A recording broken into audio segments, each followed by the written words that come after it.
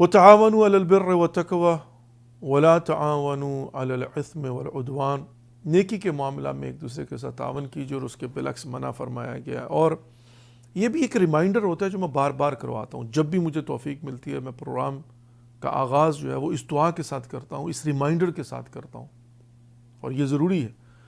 وَتَعَاوَنُوا عَلَى الْبِرِّ وَالتَّقْوَى وَلَا تَعَاوَنُوا عَلَى الْإِثْمِ وَالْعُدْوَانِ، کہا کہ ایک دوسرے کے ساتھ نیکی کے معاملات میں تعاون کیجیے۔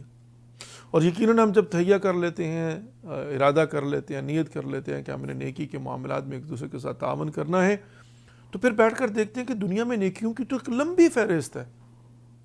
اب ہر نیکی کے معاملے میں تو ہم تعاون نہیں کر سکتے، تو کیا کریں؟ اپنی زندگی کے اہداف کو سامنے رکھتے ہوئے، مقصد تخلیق انسانیت کو سامنے رکھتے ہوئے انسان ایک پرائرٹی لسٹ بناتا ہے کہ پرائرٹی بیسس پر جب بھی توفیق ملے تو کن پرائرٹی بیسس کے اوپر میں نے کن نیکیوں کے معاملے میں تعاون کرنا ہے۔ تو اس میں جو آن ٹاپ میری سمجھ میں آتی ہے وہ یہ ہے کہ ہم دین کو سمجھنے، دنیا کو سمجھنے، زندگی کی حقیقت کو سمجھنے اور سمجھانے کے معاملے میں ایک دوسرے کے ساتھ تعاون کریں۔ کہاں سے آئے ہیں، کیوں آئے ہیں، کس لیے آئے ہیں، آنے اور جانے کے درمیان ہمارا وظیفہ کیا ہے۔ اس سلسلے میں اگر کوئی شخص خواب غفلت میں سویا ہوا اس کو بیدار کرنے کی کوشش کریں، اس کو جھنجھوڑنے کی کوشش کریں، اس کو سمجھانے کی کوشش کریں۔ اور میں جو گفتگو آپ تک نہیں پہنچی اس میں یہی کہہ رہا تھا کہ خواب غفلت سے بیدار کرنے کے لیے، جھنجھوڑنے کے لیے مختلف طریقہ کار ہوتے ہیں۔ بعض افراد ایسے ہوتے ہیں کہ ان کو پیار سے قدموں کی آہٹ محسوس ہو جائے وہ اڑ جاتے ہیں۔ بعض اوقات آپ آہستہ سے جا کر آواز لگا دیں اڑ جاتے ہیں، اڑ جاؤ میرے بھائی اڑ جائیں گے۔ بعض اوقات ان کو جھنجھوڑا جائے نہیں اڑتے، ان پر پانی ڈالنا پڑتا ہے، کچھ پریکٹیکلی کرنا پڑتا ہے۔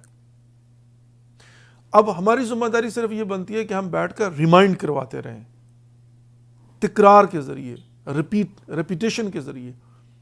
اور یقیناً انسان کا اگر ہدف اللہ سبحانہ و تعالیٰ کی خوشنودی ہو تو پھر انسان جو ہے وہ اپنے رب کی خوشنودی کے لیے، اپنے رب کے قرب کو حاصل کرنے کے لیے اپنا وظیفہ سمجھتے ہوئے جو توفیق الہی انسان کو نصیب ہوئی ہے اس کے مطابق انسان اپنے حصے کا وظیفہ سر انجام دیتا ہے۔ That's all. یہاں پر قطع نظر اس کے کہ انسان نتیجے کی پرواہ کرے کہ میں جو کر رہا ہوں اس کی آؤٹ پٹ کیا ہوگی، نتیجہ کیا ہوگا، کتنے لوگ سنتے ہیں، کتنے لوگ دیکھتے ہیں، کتنے تک یہ پیغام پہنچتا ہے، اور اس کے نتیجہ میں کتنے غیر مسلمان ہو جاتے ہیں، یہ مسلمان اسلام پر قائم رہتے ہیں، یا نوجوان نسلوں کا کنسرن۔ نتیجے کی ذمہ داری ہماری نہیں، السعی منا واتمام من اللہ ہے۔ ہمارا کام صرف کوشش کرنا ہے، باقی اللہ سبحانہ و تعالیٰ کے اختیار میں، اللہ کے ہاتھ میں۔